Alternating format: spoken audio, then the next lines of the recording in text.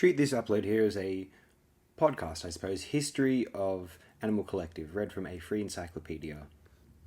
Animal Collective grew out of childhood friendships in Baltimore County.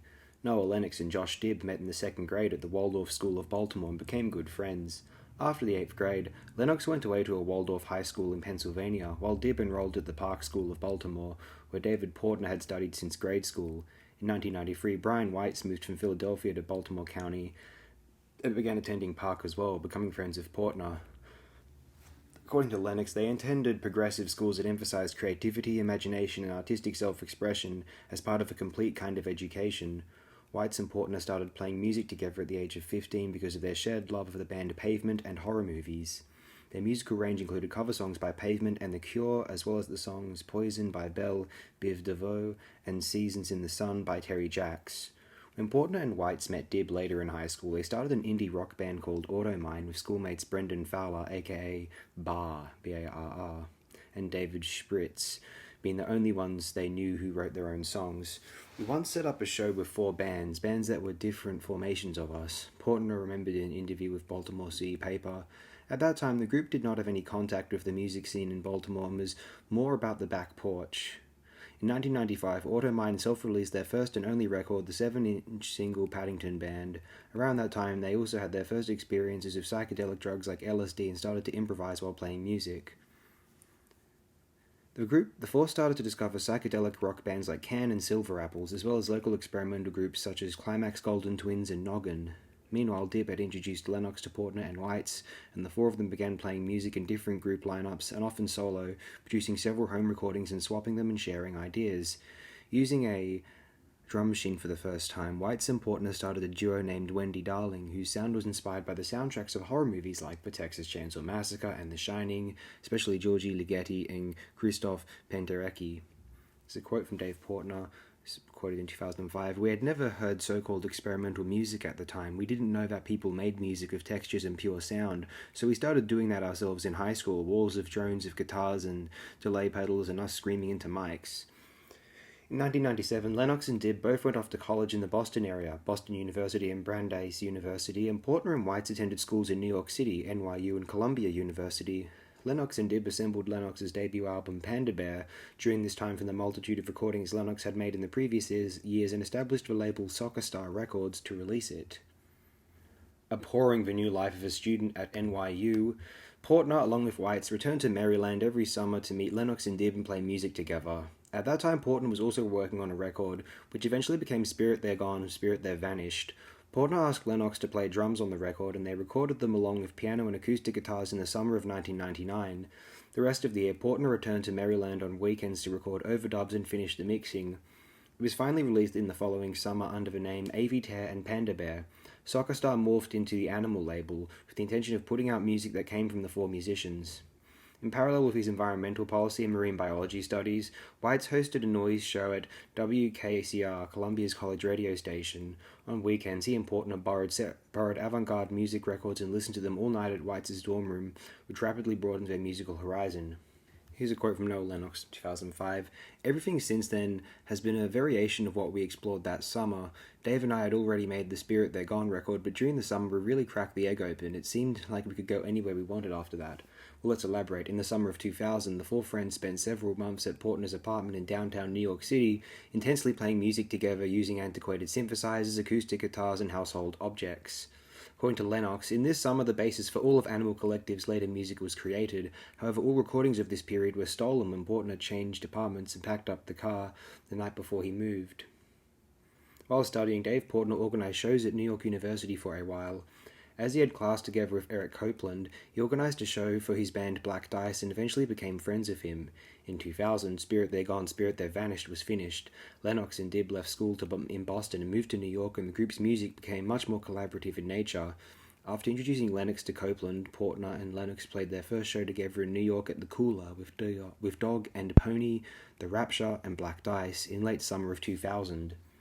This was also the first time they wore makeup and masks, which later became a prominent characteristic of the group's live performances. From there on, Portner wore a mask for the first 2 years of the group performing. Lennox wore a panda hood on his head and later put face paint on. Throughout the Europe tour in early 2004, he wore a white wig and went by the name Edgar. Dib performed masks during the Here Comes the Indian tour. On the Australia tour in November 2006, and inspired by Halloween, they wore masks for the last time. According to Portner, the reason for disguising was to help us be more relaxed and find an easier place in that other world we wanted people to join us in. They eventually stopped because they felt like it could become too gimmicky and distract from the music, although White still sports a headlamp at live performances as he did from the beginning. After Portner and Lennox had played clubs around New York in twos, Whites came on board in the end of 2000 and began performing with them. Much of the live material from this time was eventually was on Dance Manatee, Cat's Up Plate. Dance Manatee was released in 2001 under the name of A.V. Tear, Panda Bear, and Geologist. The trio would also occasionally use the name Forest Children when performing live during this period. Notably, the close friendship with Black Dice had been a major influence throughout the group's career. In the summer of 2001, Black Dice took them as support on their first tour, which is captured on the 2002 live album Holindagain. It was released by St. Ives, a boutique label run by Secretly Canadian, which releases limited edition vinyl-only records. Limited to 300 copies, each of which featured a one-of-a-kind homemade cover, Holindagain is among the rarest of Animal Collective artifacts. It was re-released both on CD and vinyl on October 31st, 2006 through the Paw Tracks label. At this point, Dib began to perform with the group. The next album to be released was Campfire Songs, again working with Cat's Up Plate in 2003. The Campfire Songs concept and some of the material dated back to the earliest A.V. Tear and Panda Bear shows in New York. Recorded live in 2001 on Portner's aunt's screened-in porch in Moncton, Maryland, the record is one take of 5 songs played straight through. Attempting to make a record as warm and inviting as a campfire, the band recorded their performance straight to mini-disc, with one recorder outside to grab the ambient sound of the environment. Field recordings of the surrounding area were also added. The original album is out of print, but Paw Tracks reissued it on January 26, 2010. After this recording session, they started to work on new material, which was later released on Here Comes the Indian, and they were faced with some serious problems within the group. In early 2002, they went on their first big tour, which took them to the south of the US and turned out to be pretty brutal. We all lost our minds on that tour, Portner recalls. Right before their next tour in summer, White's got the message that he was accepted to his first choice graduate school in Arizona. After 3 chaotic days on the road with their tour van breaking down, equipment getting damaged, bundled with a lack of money, the tour was about to be cancelled. At that point, we all knew we'd get back from tour, record the songs, and then we needed space from each other, and we still had more than 2 weeks left on the road, White said on the Collected Animals message board. Worrying that A.V. Tear, Panda Bear, Deacon, and Geologist would be too long-winded a moniker, and with record companies advising that a unifying name would be necessary for the marketplace, the group decided to adopt a catch-all name. Using their old label of Animal as inspiration, they picked Animal Collective. This formation was to be different from a straightforward band, giving the musicians the freedom to work in combinations of 2 to 4 as dictated by the project at hand or their mood. Their first entry under this name was Here Comes the Indian, which was released in 2003 by their newly formed record label Paw Tracks, formed with Car Park Records' Todd Hyman. Animal Collective makes decisions on what Paw Tracks is to release, while Hyman runs the day-to-day operations. The group was happy to find someone like Hyman who had experience running a label and was dedicated to the group's music. The Animal label was more or less abandoned upon the formation of Paw Tracks. Here Comes the Indian was the first record to feature all 4 of Animal Collective. After the 2 releases in 2003 attracted much attention, Black Dice introduced the group to the Fat Cat Records label. The first Fat Cat release from the collective was a double-disc package of Spirit They've Gone, Spirit They've Vanished, and Dance Manatee. After the dense soundscapes of Here Comes the Indian, Portner and Lennox decided to concentrate on more stripped-down material. Each of them began composing material and they performed as a duo, usually with just acoustic guitars, a single drum, some effects, and their voices. The duo toured the world for the better part of a year with this new material, opening for Mum and Fortet, among others, before retreating to Lamar, Colorado to record the material with Rusty Santos, a New York musician and friend. The result was the 2004 album Sung Tongs, released on Fat Cat Records, which received a favourable Pitchfork review. That's a brilliant release, to be certain. In the meantime, Brian Wrights returned from Arizona, and he and Josh Dibb joined the duo again. All 4 started writing new songs together, which finally ended up on their 2005 release, Feels. Pretty good album, I think. Animal Collective is the duo of Panda Bear and Deacon, aka Noah's Ark, toured in Japan for the first time in February 2004 with Car Park Records artists Greg Davis and Ogurusu Norihide. In early 2004, they started touring with their regular set lists, including exclusively post-Sung Tongs material, except for We Tigers and Who Could Win a Rabbit, which have been performed regularly up to the present. During their Europe tour, the group was introduced to Vashti Bunyan in Edinburgh, Scotland by Kieran Hebden, aka Fortet, who had recently played in Bunyan's band. Being fans of the cult folk singer's 1970 album Just Another Diamond Day, it's a pretty good album, and I would agree, the group had dinner with Bunyan and asked her to collaborate on some recordings. The group encouraged her to sing lead vocals on 3 songs left over from the Sung Tongs era, released on the Prospect Hummer EP in early 2005. I remember that being pretty good, actually. Whites, who had started a day job in early 2004, could not join this tour and therefore missed the recording session of Bunyan, but contributed one instrumental song to the EP. Spring of 2005 saw the group refining soon-to-be-released Feels material while on tour. The spring tour included performances at small to mid-sized venues such as Bar, that's B-A-R in capitals, nightclub in New Haven, Connecticut, and the Bowery Ballroom in New York City. Colleges and universities throughout the Northeast United States also held concerts, including Middlebury College, Bennington College, and State University of New York at Purchase. Ariel Pink supported as an opening act for the tour, and Animal Collective sets were well received as the buzz around the band slowly increased. In October 2005, Animal Collective released Feels, recorded in Seattle with Climax Golden twins Scott Colburn, known for his work with the Sun City Girls. Following the release of Feels, Animal Collective mounted their most extensive tour, which lasted into the fall of 2006 and saw them visit Australia and New Zealand for the first time, in addition to many European festivals and North American dates, including a headline set in the Carling tent at the Reading and Leeds Festival. In the summer of 2006, Dib's father died, which led to a show breakup after only 2 songs at Rock Herc Festival in July 15th. In the late fall of 2006, Animal Collective released People in Australia as a 7-inch on their Australian label Spunk Records, and worldwide as a 12-inch and EP in early 2007 on Fat Cat Records. It contains 3 studio songs, People, Tickwid, and My Favourite Colours, as well as a live version of People. In January 2007, Domino Recording Company announced that it would release a new, then still unnamed, Animal Collective album. During the recording process in early 2007, Dib announced via the Collected Animals forum that he would take a break from touring for a myriad of personal reasons until fall. Animal Collective performed live as a free piece from that time until late 2009, with Deacon making his return to live performances in 2011. On July 4, 2007, Strawberry Jam was leaked online. The album was released in the US on September 11, 2007, and received much acclaim and multiple accolades, including Album of the Year from Pitchfork Media and Tiny Mixtapes. I would agree, a very brilliant album. One of the very best of that year. I prefer Graduation slightly, but this is very brilliant too. Extraordinary album, the one you see in this image here. The band toured extensively throughout 2007, completing several American and European tours. Beginning in May 2007, the band debuted a brand new batch of post-Strawberry Jam live songs. These songs were written in an intense 2-week session before the tour, months before the release of Strawberry Jam.